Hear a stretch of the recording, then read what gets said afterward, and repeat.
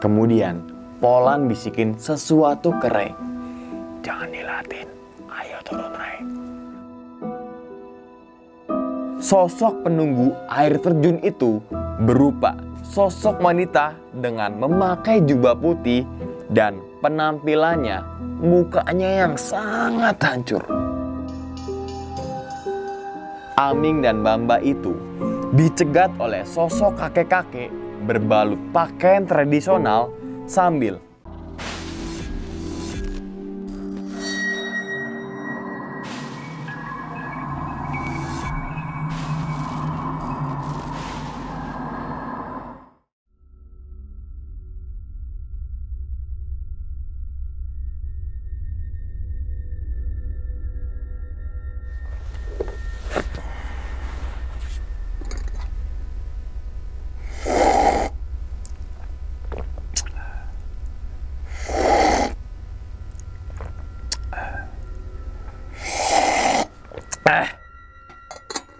mantap kopi Lombok.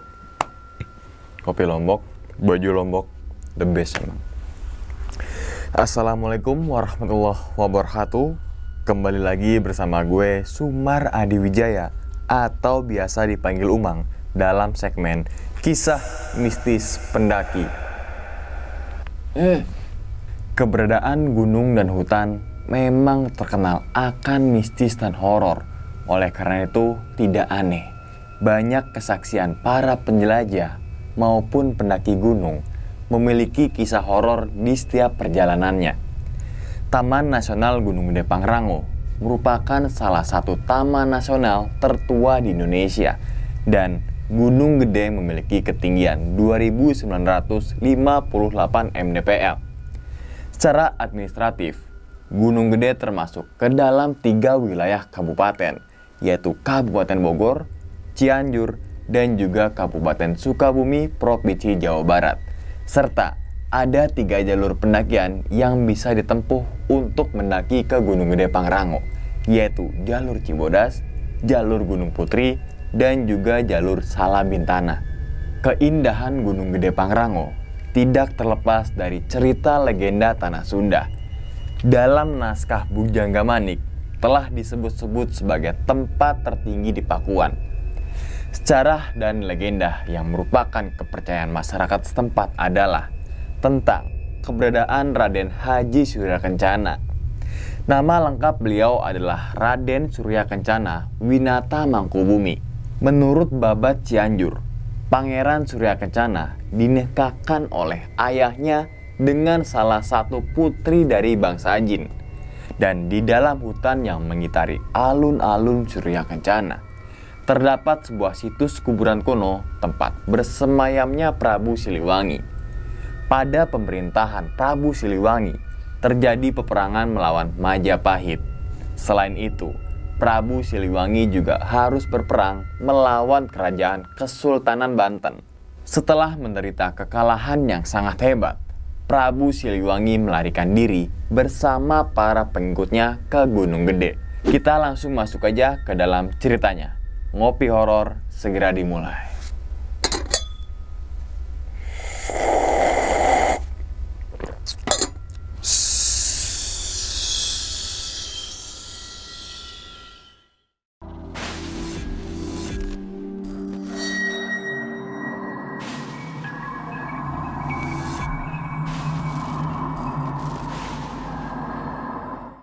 Pada video kali ini atau pada kesempatan kali ini, gue akan membawakan cerita dari Bang Ray ketika mendaki ke Gunung Gede pada tahun 1998.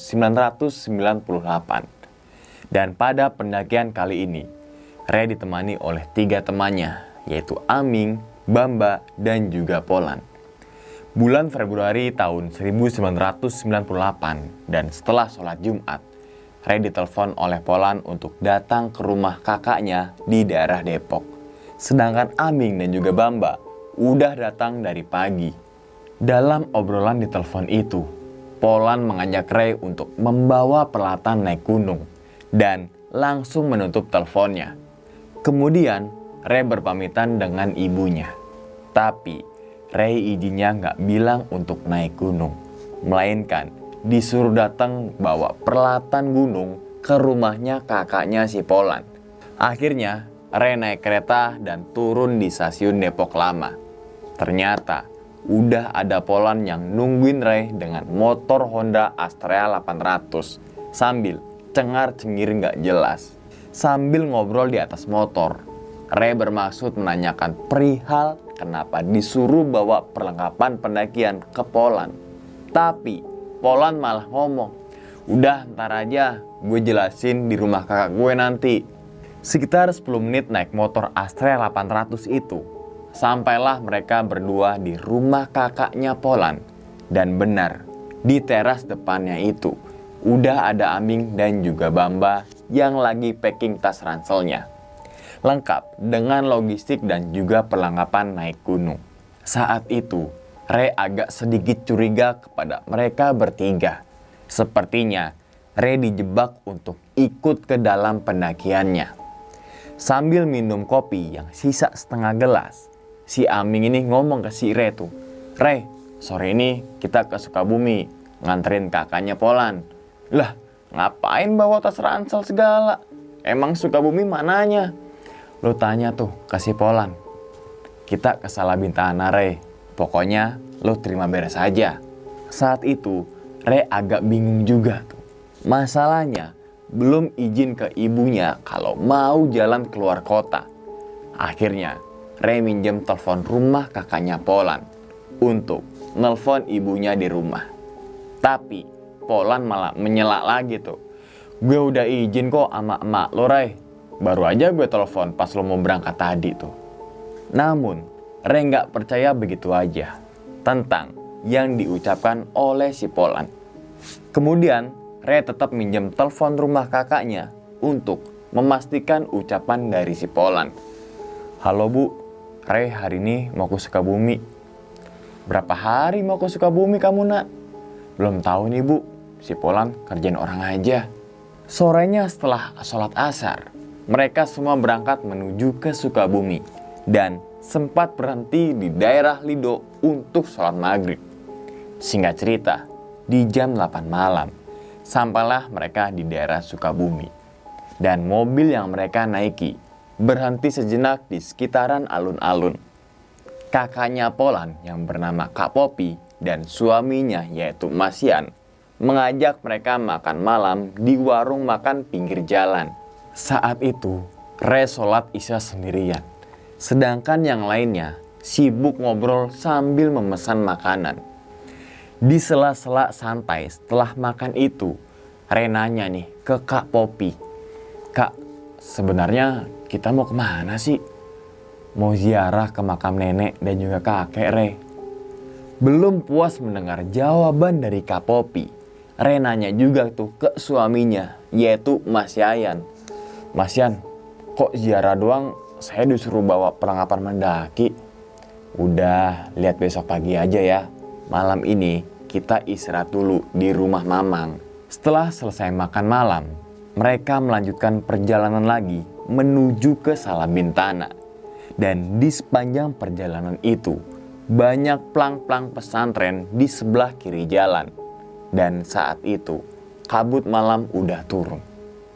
Gak banyak orang yang keluar rumah, hanya sebagian saja berlalu lalang dengan berjalan kaki. Akhirnya, mereka sampai di rumah dengan dinding batu kali dan dicat dengan berwarna hitam. Dan satunya lagi, rumahnya masih memakai tirai bambu asri. Kemudian, mereka semua istirahat di rumah tersebut. Singkat cerita, pagi tiba.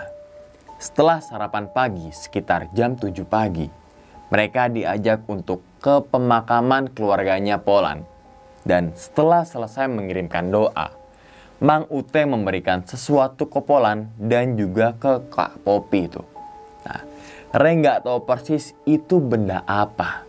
Yang pasti dibungkus dengan kain putih dan ada talinya. Setelah itu, mereka diajak ke lokasi wisata Salabintana. Di sini ada beberapa warung di bawah kaki gunung dengan melewati sebuah jembatan yang di bawahnya itu ada air sungai yang sangat jernih. Saat itu, Polan dan juga Aming meminjam mobilnya Mas Yan dan entah mereka ini berdua pergi kemana gitu. Dan saat itu yang Ray pikirkan adalah, wah asik nih camping di tempat beginian. Hampir 1 jam lamanya, akhirnya Polan dan Aming udah balik lagi dan langsung nyamperin mereka semua. Kemudian Kak Popi itu menunjuk ke arah mobil tuh. Ambil logistik dan kotak P3K di belakang mobil ya. Saat itu Polan langsung jalan ke arah mobil dan membawa 2 kantong sedang berisikan logistik seperti mie instan, beras, gula, teh, kopi, dan juga ikan sarden kaleng. Setelah hampir 4 jam di warung itu, Mbak Popi dan Mas Yan ini pamit ke mereka berempat untuk pulang ke rumah duluan. Hati-hati ya, jaga diri kalian semuanya. Ray yang gak tahu apa-apa masih tampak kebingungan. Sebenarnya ini mau camping apa naik gunung sih? Ucap Ray dalam hati.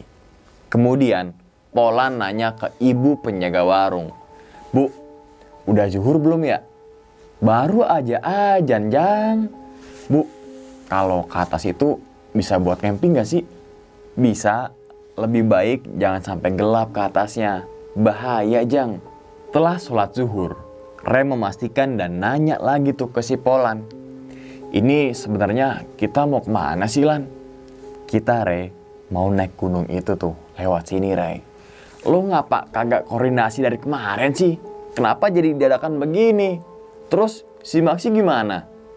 Ini selau, udah gue urus Ray. Yuk semuanya siap-siap ya. Kemudian Ray dikasih botol mineral kosong yang gak ada isi air itu ya oleh si Aming. Lalu Ray jalan ke arah pipa air yang di samping warung tersebut.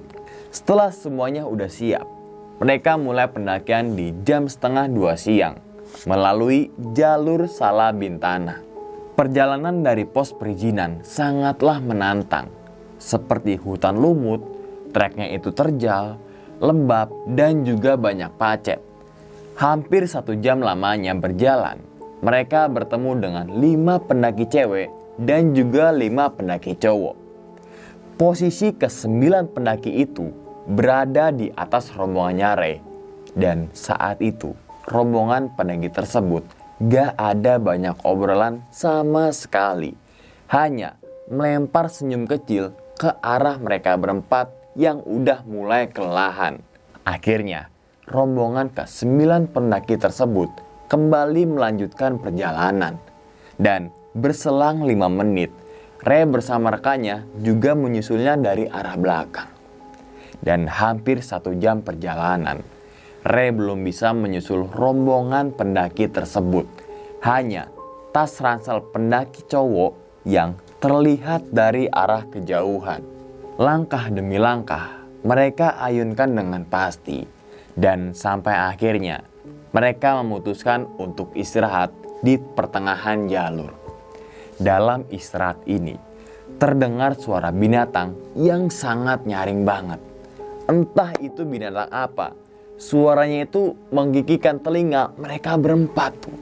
Dan setelah dirasa istirahat itu sudah cukup, mereka melanjutkan perjalanannya lagi menuju ke pos berikutnya. Dan selama perjalanan itu, mereka mendapatkan gangguan dari binatang pacet. Entah itu keceplosan atau kecapean, si Bamba ini ngomong sedikit sompral tuh, "Pacet anjing." Saat itu, Ray, Polan, dan juga Aming langsung terdiam sambil ngeliatin ke arah si Bamba tuh. Hampir 3 jam lamanya, akhirnya mereka sampai di pos Cigeber. Jalur pendakian pada saat itu mirip dengan jalur Cibodas, yaitu berbatu dan jalurnya berada di punggungan gunung. Saat itu, waktu sudah menunjukkan pukul 5 sore. Akhirnya, mereka melanjutkan perjalanan menuju pos berikutnya. Trek pendakian udah nggak terlalu tertutup oleh pepohonan. Dan si Ray ini memilih untuk mengambil jalur yang terdapat bebatuan. Jika salah menginjak saja, sisi sebelah mereka adalah jurang yang tertutup oleh rerumputan dan juga ilalang. Langit yang biru berubah menjadi keoren-orenan. Tandanya sang surya akan terbenam dan digantikan oleh cahaya rembulan. Puitis banget, Wak. Saat itu mereka melewati jalur yang bisa dibilang bonus. Ya, karena jalur tersebut datar dan juga menurun. Di sini ada sebuah air terjun yang gak terlalu tinggi. Dan mereka bertemu lagi dengan 9 pendaki itu. Pendaki tersebut lagi duduk sambil diriin sebuah bivak. Dan sinar cahaya bulan mulai mendominasi. Saat itu Bamba langsung nyalain lampu badai dan Polan mengelar matras. Untuk apa sih? Untuk bergantian sholat maghrib. Setelah sholat, mereka berempat langsung masak untuk makan malam. Sedangkan 9 pendaki itu gak sholat serta gak banyak obrolan. Mereka itu cuma senyum-senyum ke arah rombongannya si Ray. Setelah itu, Ray nawarin makanan kecil ke pendaki tersebut. Namun tiba-tiba pendaki tersebut semuanya berdiri dan melanjutkan perjalanan lagi menuju pos berikutnya tanpa ada omongan sama sekali. Saat itu Ray bersama rekannya gak berpikiran yang aneh-aneh tentang 9 pendaki tersebut. Setelah 1 jam berlalu, usai masak dan juga makan, mereka belum tahu untuk melanjutkan perjalanan atau enggak. Dan disinilah keganjilan dimulai. Dari arah berlawanan, mereka mendengar suara seperti bambu yang dipukul berulang-ulang kali. Lama-kelamaan, ada suara kegaduhan dari atas, seperti orang yang lagi lari-lari. Bruk, bruk, bruk, bruk, bruk, bruk, bruk, bruk, bruk, bruk. Kemudian, Ray langsung berdiri dan mendengarkan dengan seksama. Tapi suara orang yang berlari itu gak sampai ke lokasi mereka istirahat. Tak terasa, waktu sudah menunjukkan di jam 7 malam. Patokan mereka kalau jam 7 malam itu berarti sudah masuk waktu Isya. Kemudian mereka melaksanakan sholat Isya secara berjamaah. Di saat mereka sholat, terdengar suara kegaduhan dari atas.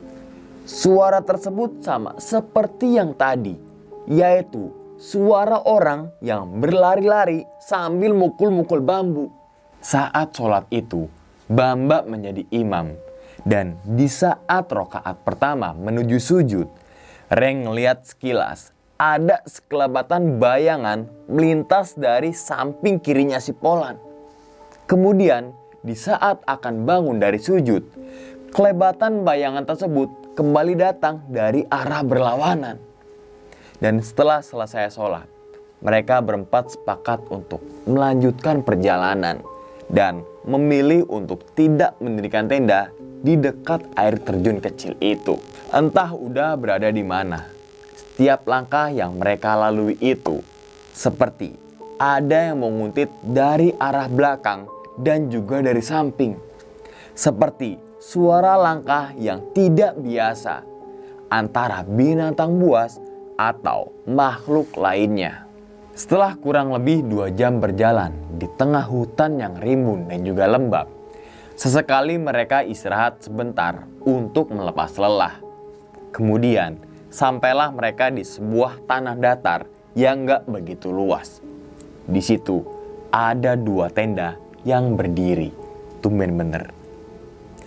Di tanah datar ini, mereka hanya istirahat sebentar sambil ngeliatin 2 tenda yang gak ada satupun pendaki yang keluar.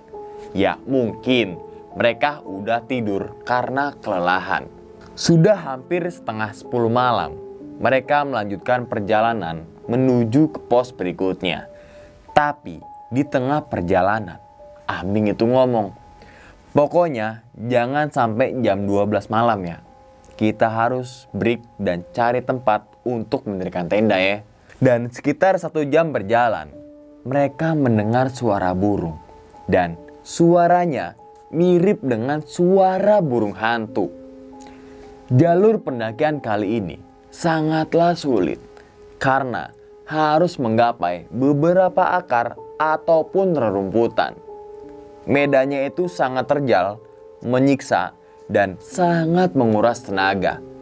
Ditambah lagi, ada suara burung hantu yang membuat suasana semakin mencekam. Di jam setengah 12 malam, turunlah gerimis dan memutuskan untuk berhenti sejenak sambil membakar rokok kretek untuk menemani kebosanan. Di saat istirahat inilah Polan melempar tali pramuka ke arah Ray dan juga Bamba. Ikat semua ya, dan lo Ming, lo pindah ke posisi tengah. Ketika mereka berempat lagi ngikat tali ranselnya dengan tali pramuka, terdengar suara seperti gong yang dipukul berulang-ulang kali.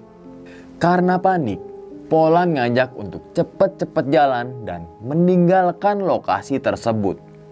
Akhirnya, mereka melanjutkan perjalanan sambil diguyur oleh gerimis dan diteror beberapa kali suara-suara yang sangat aneh. Selama perjalanan itu, kontur jalur pendakian mulai benar-benar menyiksa. Kemudian, mereka berempat merubah ritme pendakian dengan stay, walk, and up, yang artinya adalah menunggu, berjalan, dan mengangkat beban regu. Karena trek benar-benar mulai menggila, Ray dan juga Polan berjalan menaki akar pepohonan. Sementara Aming dan juga Bamba nunggu di bawah sambil ngiket ransel dengan tali pramuka. Hal tersebut dilakukan secara berulang-ulang kali. Akhirnya, mereka sampai di sebuah persimpangan jalur dan di sini mereka memutuskan untuk istirahat lagi. Kemudian, mereka sepakat untuk membagi menjadi dua tim, yaitu Ray bersama Polan ke arah kiri itu, dan sedangkan si Aming dan juga Bamba ke arah kanan. Sudah hampir 10 menit mereka jalan, namun gak ada tanda-tanda jalur yang biasa dilewati oleh pendaki. Langkah kakinya Ray itu sedikit dipercepat sambil nyenterin ke jalan setapak dengan vegetasi yang sudah terbuka. Ternyata gak jauh dari persimpangan itu terlihat lapangan luas dan ada beberapa titik cahaya dari kejauhan, seperti orang yang sedang membangun tenda. Iya, ternyata itu adalah alun-alun Surya Kencana. Hampir 10 jam lamanya berjalan. Akhirnya, Ray dan juga Polan sampai juga di alun-alun Surya Kencana. Dan saat itu, mereka berdua teringat dengan Aming dan juga Bamba yang mengambil ke arah kanan saat di persimpangan jalur itu. Kemudian, Ray ngiket tali rapia di sebuah batang pohon untuk sebagai penanda dan kembali lagi ke persimpangan jalur untuk menemui Aming dan juga si Bamba. Hal tersebut terus dilakukan agar jalur yang mereka lewati itu nggak nyasar lagi. Sambil menuju ke persimpangan jalur tersebut, Ren dan juga Polan sambil teriak-teriak manggil nama Aming dan juga si Bamba. Ming, Mbak Ming, Mbak. Namun gak ada jawaban dari mereka berdua. 15 menit Ray dan juga Polan ini berjalan. Dan namun kedua temannya Ray itu bagaikan ditelan oleh bumi. Kemudian Ray dan juga Polan memutuskan untuk istirahat sejenak di antara akar-akar yang menjuntai. Kali ini mereka menemukan jalur setapak dan ada sebuah papan yang sudah lapuk dengan cat yang sudah memudar bertuliskan Gunung Gemuruh. Kemudian Ray dan juga Polan sambil memberikan kode era pendaki 90-an, yaitu kiu, kiu, kiu, kiu, kiu, kiu.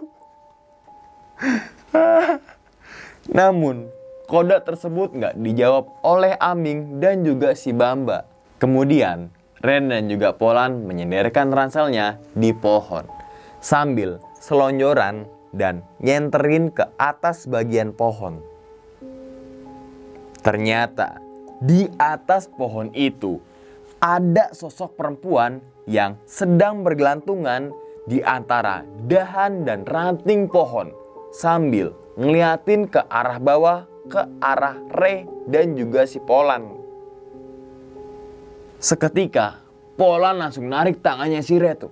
Ayo cepetan Rey, jalan Rey, turun Rey, jalan, ayo Rey cepetan.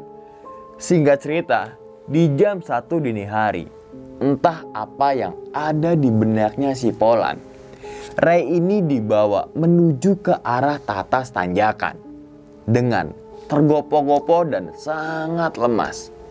Dan saat itu muka Polan terlihat pucat sambil sesekali ngelihat ke arah si Rey. Kemudian Rey deketin si Polan. Namun Polan terus berjalan ke arah atas itu. Langkah demi langkah, detik demi detik, menit demi menit. Sampai akhirnya Rey udah sangat kelelahan. Dan Rey ini jatuh di antara pepohonan yang sangat curam. Tak terasa, waktu sudah pukul 2 dini hari. Dan saat itu Rey nengok ke arah atas jalur. Dan ternyata Polan itu tiba-tiba teriak dari arah bawah. Rey, Rey, Reynaldi. Aduh, lawak semua ini. Kemudian Rey hanya ngebalas teriakannya Polan itu dengan cahaya senter. Tep, tep, tep, gitu kan. Dan akhirnya Polan sampai di lokasinya Rey itu berdiri. Ternyata Polan malah marah-marah ke si Rey. Lo kenapa jalan cepet banget sih lo? Nah, mendengar dari ucapannya si Polan, seketika Rey ini kaget bukan kepalang. Karena bukannya tadi Polan yang narik Rey untuk cepat jalan ketika ada sosok perempuan yang bergelantungan di pohon. Dan tadi itu siapa yang ngajak jalan si Rey? Saat itu Rey hanya bisa diam sambil meminum air yang diberikan oleh Polan. Kemudian Polan bisikin sesuatu ke Rey. Jangan dilatin, ayo turun Rey. Lo Polan apa bukan? Tiba-tiba satu tamparan keras mendarat di pipi kanannya si Rey. Depak. Monyet, gue temen lo ya. Si Bamba sama si Aming udah gue temuin. Ayo kita cepet turun, ayo cepet turun. Sambil berjalan tertatih-tatih, Rey ini ngeliat di sisi kanan dan juga sisi kiri jalur ada sosok yang berjubah putih dan ada beberapa pendaki yang mereka temui di awal pendakian. Ya, pendaki tersebut berjumlah 9 orang, 5 cewek dan juga 5 cowok. Dan di tengah-tengahnya ada perempuan yang memakai berjubah putih. Singkat cerita, sekitar jam setengah 4 pagi, Rey ini dievakuasi oleh Aming dan juga si Bamba di persimpangan jalur itu antara Gunung Gemuruh dan juga alun-alun Surya Kencana. Pipi kanannya Rey tiba-tiba ngeluarin darah. Entah itu datangnya dari mana. Dan kemudian Polan memberikan pertolongan ke Rey dan menutup luka sobek tepat di bawah mata sebelah kanannya. Lalu Rey jatuh pingsan dan menjelang subuh Rey ini udah berada di dalam tenda di alun-alun Surya Kencana. Singkat cerita, pagi tiba. Mereka sepakat memutuskan untuk segera turun melalui jalur Cibodas karena perasaan mereka udah gak beres dan juga gak sangat mengenakan hati akibat teror-teror yang semalam mereka alami dan juga rasakan. Nah, kesimpulan dari cerita ini adalah yang pertama, sosok kelima pendaki cewek dan juga pendaki cowok itu bukanlah sosok manusia. Karena Aming menjabarkannya saat mereka sudah berada di base camp Cibodas. Kemudian yang kedua apa sih? Yang kedua adalah sekelebatan bayangan saat mereka sholat. Dan menurut pengakuan si Bamba adalah sosok penunggu air terjun itu berupa sosok wanita dengan memakai jubah putih dan penampilannya mukanya yang sangat hancur. Kemudian yang ketiga adalah saat di persimpangan antara Gunung Gemuruh dan juga alun-alun Surya Kencana. Aming dan Bamba itu dicegat oleh sosok kakek-kakek berbalut pakaian tradisional sambil menjulurkan tangannya untuk gak menaiki ke arah Gunung Gemuruh. Kemudian yang keempat adalah saat Ray nyusulin Aming dan juga Bamba. Dan menurut pengakuannya si Polan, Ray ini dibawa oleh sosok menyerupai asap dan terus-menerus berjalan tiada henti. Sampai akhirnya Ray ini hampir jatuh ke arah jurang itu. Ternyata ransel yang dibawa oleh Ray itu adalah milik si Polan. Yang di dalam ranselnya tersebut ada sebuah benda yang dibalut oleh kain putih yang diberikan oleh Mamang selesai berziarah ke makam kakek dan juga neneknya. Kemudian yang terakhir atau yang kelima, kenapa Ray itu bisa disasarin? Karena ranselnya Polan yang berisi sebuah warisan, bukan warisan tapi wafak warisan keluarganya. Penghuni Gunung Gede ataupun penghuni gunung gak suka akan keberadaan wafak yang dibawa oleh si Polan. Itu aja teman-teman semua cerita dari Ray ketika melakukan pendakian ke Gunung Gede pada tahun 1998 melalui jalur Salabintana. Dan banyak sekali hikmah yang bisa kita ambil bahwasanya kalau kita naik gunung jangan sesekali membohongi teman gitu. Misalkan yuk camping tapi ujung-ujungnya naik gunung gitu kan. Tapi persiapkanlah semuanya secara matang, risetnya, perlengkapannya, fisiknya, mentalnya, logistiknya, pengetahuannya gitu kan, ilmunya. Dan yang kedua adalah memang kita tidak boleh untuk membawa wapak. Jangankan membawa wapak, kita punya wapak aja itu nggak boleh teman-teman semua. Karena itu termasuk perbuatan yang musyrik, yaitu menduakan Tuhan. Nah, mungkin itu aja ya teman-teman semua ya. Dan ingat cerita dari Bang Ray itu bukan untuk nakut-nakutin teman-teman semua ketika melakukan gunung gede ataupun ke gunung manapun. Tapi ambillah sisi positifnya dan juga buang sisi buruknya. Sekian dulu pada video kali ini dan nantikan video-video gue berikutnya. Hal gaib itu muncul ketika sugesti kita buruk. Wassalamualaikum warahmatullahi wabarakatuh. Selamat beristirahat.